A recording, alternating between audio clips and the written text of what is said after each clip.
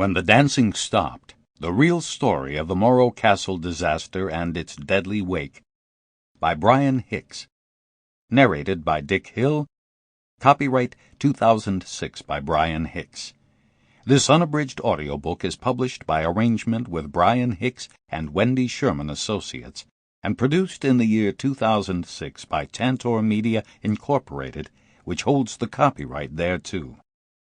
For Tom, who wanted it told right.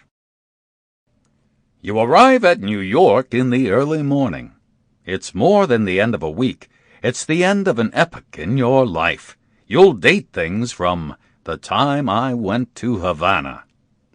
A 1930s Wardline brochure. Author's note. This is a work of nonfiction. The quotes used in the narrative come from testimony, interviews, memos, letters, or newspaper accounts.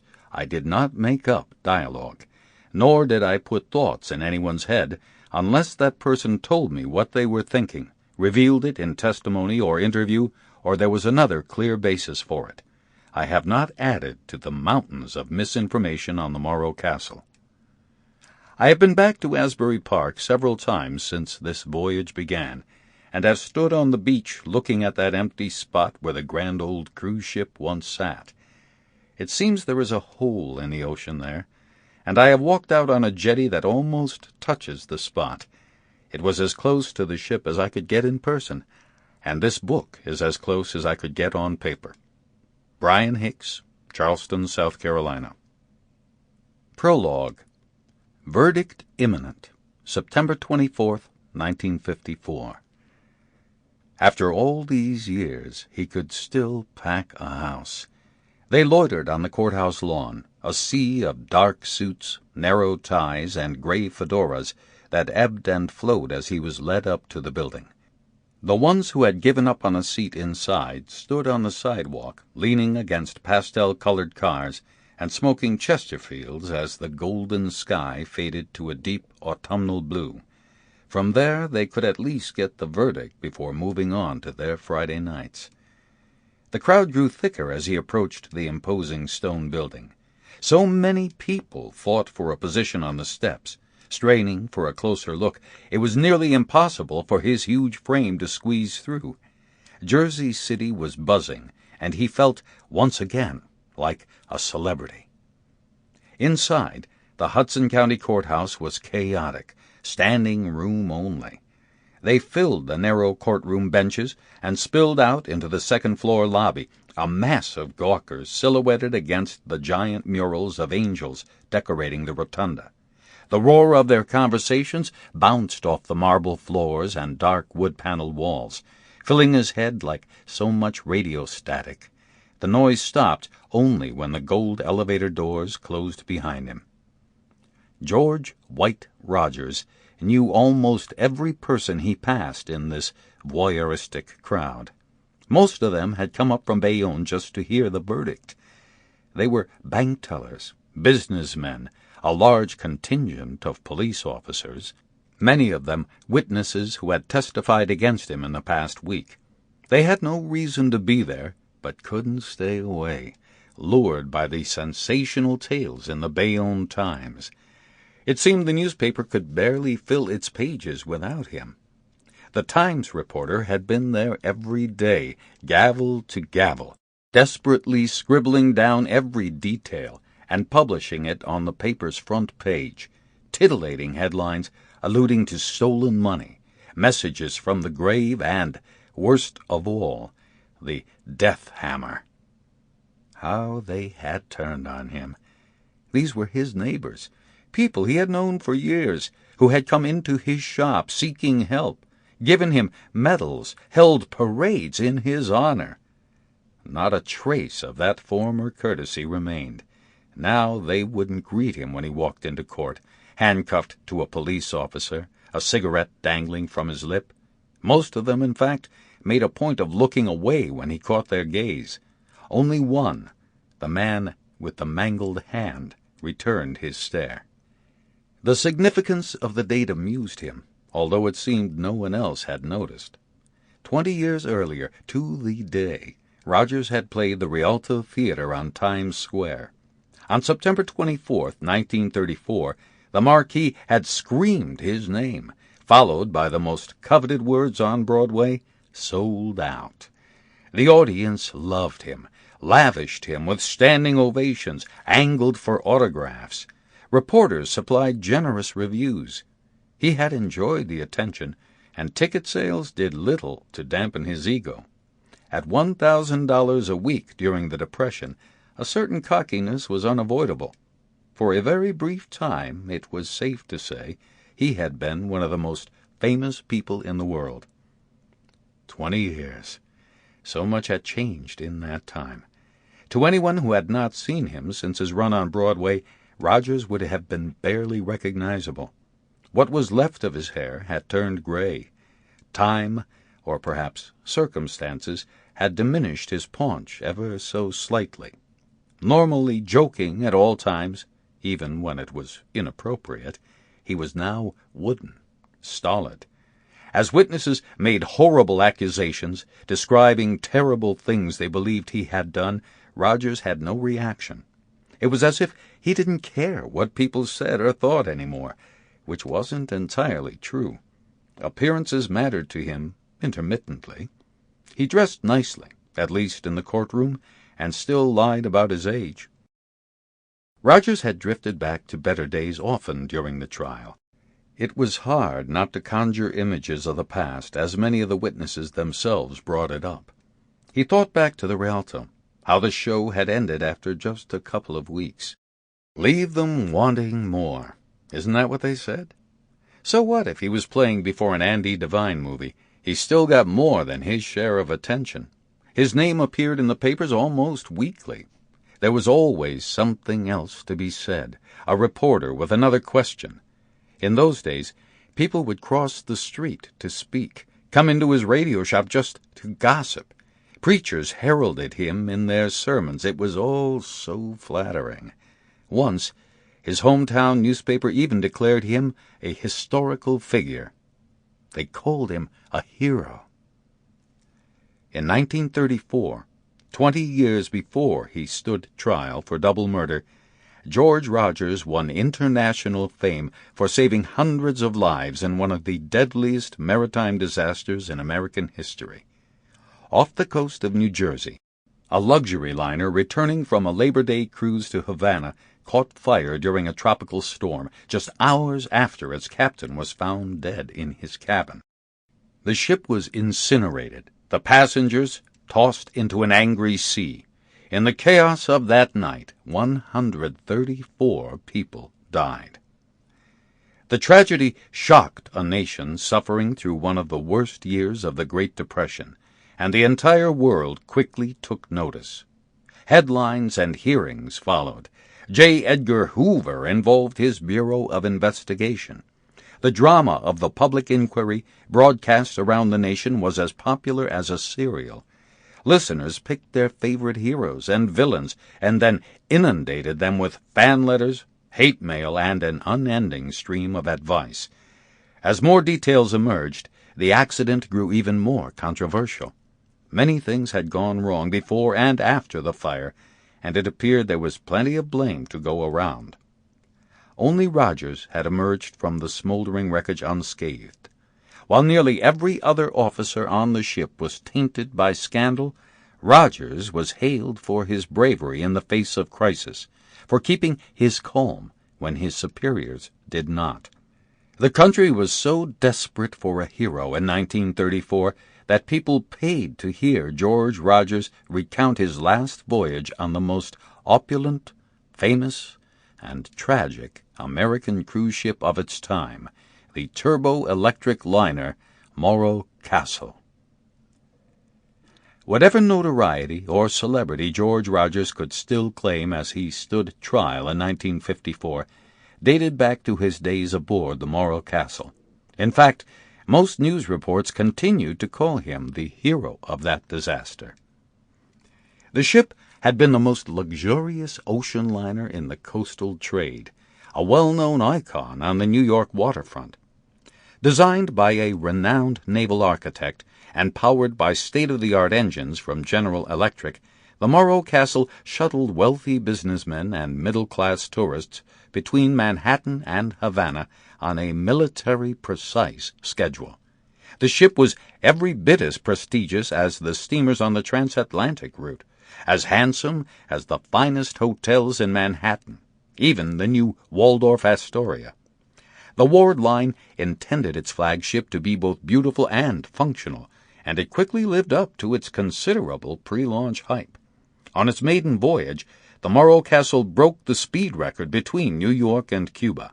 In its time, the ship, elegantly appointed, lightning fast, held the promise of nothing less than America's own Titanic. The ship's Art Deco-inspired profile, seen daily in the classified advertisements of the New York newspapers, attracted its passengers from a variety of social tiers. While the Morro Castle's largest and best rooms were quietly reserved and priced for the wealthy, most of its accommodations were designed for those Americans who had managed to hang on to their jobs at a time when a quarter of the U.S. workforce was unemployed. The Ward Line knew its clientele and catered to them shamelessly.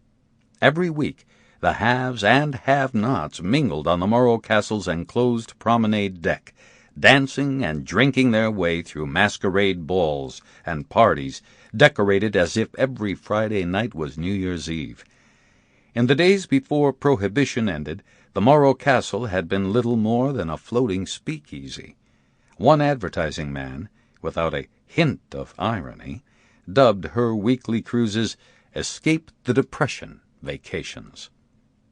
It was easy to forget about poverty as they flitted about the ship's ostentatious formal rooms, decorated in the Louis XVI, Empire, and Italian Renaissance styles.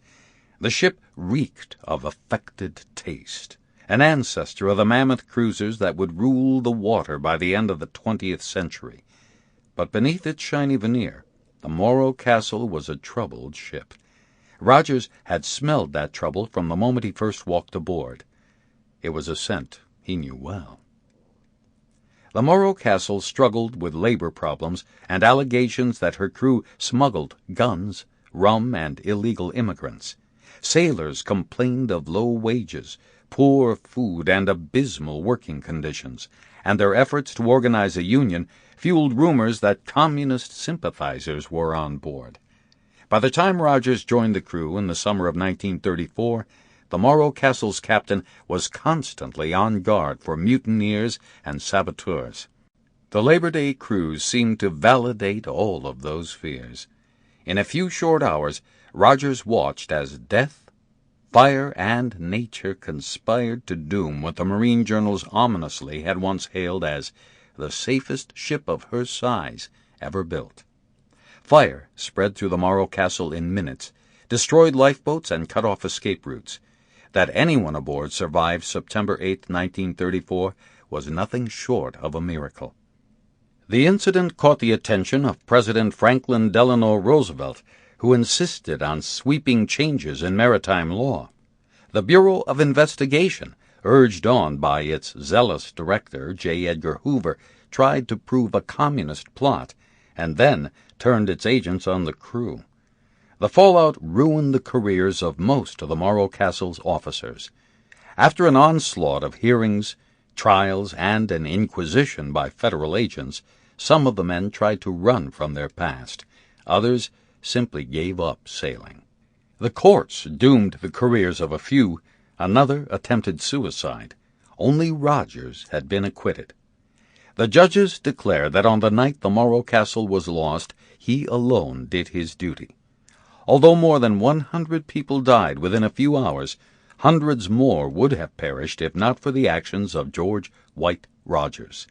The Bayonne Times at the time said Rogers' name would be recorded for history in the thrilling saga of the sea which bears the names of those who put their own welfare last when danger threatened. So long ago, those words had been forgotten by everyone but him. For the 2 weeks that his trial had unfolded, George Rogers had not seen that quote among any of the thousands of words the Times devoted to his case every day. The paper rarely failed to reprint a later quote, however, the one in which Rogers was accused of having the mind of a fiend. The evidence they had was proof of nothing, really. Prosecutors had hauled out a bloody hammer, a ragged pair of pants, a scattering of receipts, and some $100 bills. Their case relied on the word of bank tellers and a television repairman. With this scant bit of evidence, the state of New Jersey had charged Rogers with 2 counts of murder. The victims, an old man and his spinster daughter, had been his neighbors, his dear friends, but when they turned up dead, he was arrested the very next day.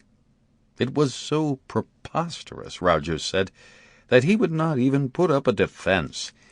Through his attorney, Rogers said all the things the accused are supposed to say, that he put his faith in God, and that justice would prevail.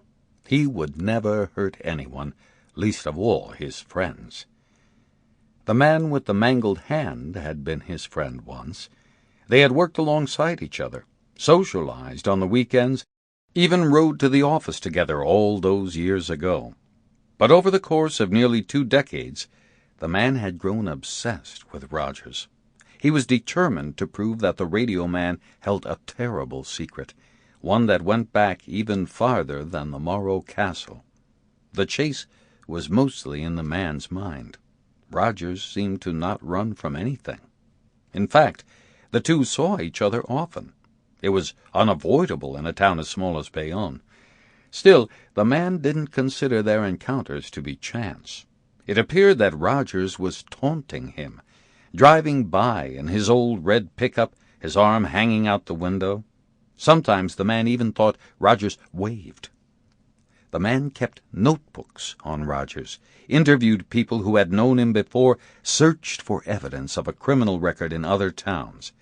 In nearly 20 years, he had compiled notebooks full, like a detective would. He had tried to get the department interested in his case several times, but no one would listen. They accepted his information politely and did nothing. They assumed the man held a grudge for things that could not be undone. They were right, but the man knew that did not make him wrong. He knew George White Rogers was no hero. The man sat through the entire trial, anxious, waiting to hear something. He wasn't sure what. Perhaps a fact that would relate to all that he had collected. If anyone had taken notice of him, the man might have seemed even nervous. But in truth, his only fear was that once again Rogers might get away with it. At 6:45 p.m., word came that a verdict had been reached. The crowd from the hallway flooded the courtroom and stood along the back wall. They leaned forward, struggling to hear with almost cartoonish exaggeration. The scene reminded Rogers of a photograph he had seen from the Leopold and Loeb murder trial, when the famous attorney Clarence Darrow defended 2 young men who had confessed to killing another teenager. Rogers was fascinated by the case and collected every story he could find about the 2 boys. The radio man also thought of the McCarthy hearings underway in Washington. The country had turned on Senator Joseph McCarthy and his red-baiting tactics, just as Rogers felt his own community had turned on him. It was not a good sign that the jury had finished so quickly. Rogers held some small hope that the jurors had been swayed by his unwillingness to put up a defense, a move designed to cast doubt or show complete disdain for the prosecution's case. The judge had helped his cause somewhat, noting that Rogers had pleaded not guilty and was not required to take the stand. Maybe the jury would see it his way. Rogers had any number of reasons to not submit to cross-examination, and it was a decision he did not regret. He felt he had testified enough in his life. In the aftermath of the Morro Castle disaster, he spent countless hours before committees in license revocation hearings and congressional inquiries. He had even faced the brother of J. Edgar Hoover before a national audience. This trial reminded him of those days, sitting at a heavy wooden table in front of a large crowd, reporters recording his every word. Thinking about it only reminded him again how dramatically his fortunes had changed. In those days, he never sat at the defense table. 2 minutes before sunset, at 6:50 p.m., County Judge Paul J. Duffy welcomed the jury back into the courtroom. As the jurors filed in, weary, somber looks on their faces, Rogers showed the only twinge of emotion he had displayed in 2 weeks. He wiped a dab of sweat from his pasty brow. If it revealed anything, it was too late to matter. After a moment of silence, save for the shuffling of people in their seats, Duffy spoke. He had no flair for drama, or if he had, 2 weeks of listening to this case had extinguished it. He did not even address the jurors formally. He simply asked, "Have you reached a verdict?" A matronly but well-dressed woman named Mrs. If stood up in response. She had been selected the jury's foreman, and it was her job to inform the court of the decision. The room grew quiet, but still the audience strained to hear her soft voice. "Yes, we have," she said, looking first toward the defense table where Rogers sat, and then toward the crowd. As if for effect, Mrs. If paused. Part 1. Chapter 1. The Promise of Warmth. He fell in love with her on the East River docks, a ticket to Havana in his hand. It was an icy day in Manhattan, January 1934, more than a month into the harshest winter Thomas Torrison, Jr. had ever experienced. But he was so captivated by her that for a moment he grew oblivious to how the wind off the harbor stung his cheeks, brought a tear to his eye, and forced him to bury his hands deep inside his pockets. Nor did he notice the hundreds of people marching by in heavy coats, lugging suitcases, headed for paradise, who were forced to step around him. He couldn't see them, for he was looking high above their heads, mesmerized by her graceful, elegant curves. Torrison would later remember being most impressed by the sheer size of the Morro Castle. The ship towered more than 4 stories above him and stretched back from the dock more than 500 feet. 11,000 tons of sleek black hull and flawless white topsides. She was beautiful, even regal, the winter sun sparkling on her portholes like crown jewels. Her 2 smokestacks were glossy black with 2 thin white bands, the trademark of Ward-Line ships. In the dark winter of the Great Depression, Torrison rarely saw anything so clean or so wonderful. His instant infatuation with the ship was hardly unusual, or even uncommon. The Morro Castle, like the other luxury liners moored at the foot of Wall Street, was designed to take passengers not only on holiday, but to transport them to a better time and place. Profits depended on maintaining that illusion. The golden age of the cruise ship was still steaming along in the winter of 1934, although it had begun to show signs of tarnish. 24 of the great liners sailed through New York Harbor every week, each one trolling for a share of business that, despite the moribund economy, was actually growing. Although a quarter of the U.S. workforce was unemployed, more than 72,000 Americans would take pleasure cruises in 1934. Nearly all those people sailed from New York. These ships carried happy people out to sea, then brought them back a week later, melancholy, more than a little sad that it was all over. Back to a city of bread lines and beggars, dirty streets and empty storefronts, a world that did not exist on the Atlantic Ocean. The largest ships competing for space and business in New York Harbor were the transatlantic liners. Their clientele was wealthy travelers immune to economic hardship, and immigrants who found a depressed America still better than their native country. These ships were the descendants of the Olympic and the Titanic, although the once great White Star Line, never fully recovered from tragedy, was failing. Within a year, White Star's remaining ships would be sold and added to the fleet of the mighty Cunard Line. Most of the passenger ships that crowded the harbor, steamers from the Munson, Grace, or Clyde lines, never crossed the Atlantic. They sailed down the coast to the Caribbean or South America on shorter and less expensive cruises that catered to middle-class Americans and their modest budgets. Unlike the transatlantic cruisers, there was little or no caste system aboard these ships. Steerage was a word seldom heard on the coastal run. All passengers were treated like first-class passengers, though some more than others, of course.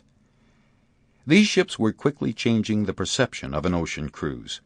In the past, these ships had been merely transportation, no matter how grand and opulent they might be. Now the voyage, the experience of the cruise, was becoming part of the vacation, and the ships with the most to offer attracted the business. Even the smallest steamships were forced to add enticing amenities, overly ambitious menus, and an endless schedule of shipboard activities. This competition created an entirely new industry, although its full potential would not be recognized for decades. In the 1930s, the majority of these ships carried passengers only to supplement their cargo business. Among this new generation of hybrid ships, the most luxurious was without a doubt the flagship of the Ward Line, the Morro Castle. Although Tom Torreson attended high school only a few blocks from the dock, and his father worked for the company that owned the Morro Castle, he had never before seen the ship. Illness afforded him his chance. Pneumonia had kept him out of school and bedridden for weeks, and the weather only made it worse. Tom was luckier than most, however. At a time when many people didn't survive such a harsh infection, the Torreson family was comfortable enough to afford regular visits by the doctor. When the worst of his sickness passed a few weeks after the holidays, the family physician suggested a cruise. Dr. Sweeney said the sea breeze and Cuba's tropical climate might do the boy good, even speed along his recovery. It was a fairly common notion in those days, but even at 17, Torreson knew enough to suspect the doctor was thinking of his mother as well. Winifred Torreson had fretted over her son for more than a month, all through Christmas, and she needed a break. His father booked them a suite on the Morro Castle the next day. It was, quite literally, just what the doctor ordered. Judging from the other passengers, the ship seemed to be the cure for a variety of ailments. As Tom and his mother made their way up the gangplank that Saturday, they passed singles, professionals, secretaries, and retired couples, a typical sampling of the Morro Castle's manifest. Businessmen sailed with the Ward Line often, as it was the most dependable form of transportation between two countries with increasingly common interests. These men filled the exclusive cabins on A deck, suites with expansive views and private baths. Few of the other passengers dreamed so big. Most of them were middle class. The rich still preferred vacationing in Europe, and a healthy number of them were female. A teenage boy could scarcely have failed to note this. In the ornate list of passengers printed at the beginning of each voyage, the most common courtesy title by far was Miss. Teachers were the great cliché of the passenger list. When school was out, women outnumbered the men on board by as much as 10-1. On this cruise, Tom mostly saw young ladies taking a break from the steno pool and the cold northeast winter. Their numbers were still sufficient to overwhelm the men in more ways than one. The ship's foyer was crowded enough that Torreson could not see the checkerboard tile floor, but the cruise was far from sold out. The Morro Castle could carry as many as 532 passengers in its 194 staterooms and cabins, but it was nearly impossible to lure that many people in a single week. Competition among the cruise lines was fierce, sparking ongoing price wars. The Ward Line cut its fares as much as most companies, or more, but still its ships rarely departed more than half full, especially in the winter. Sample complete. Ready to continue?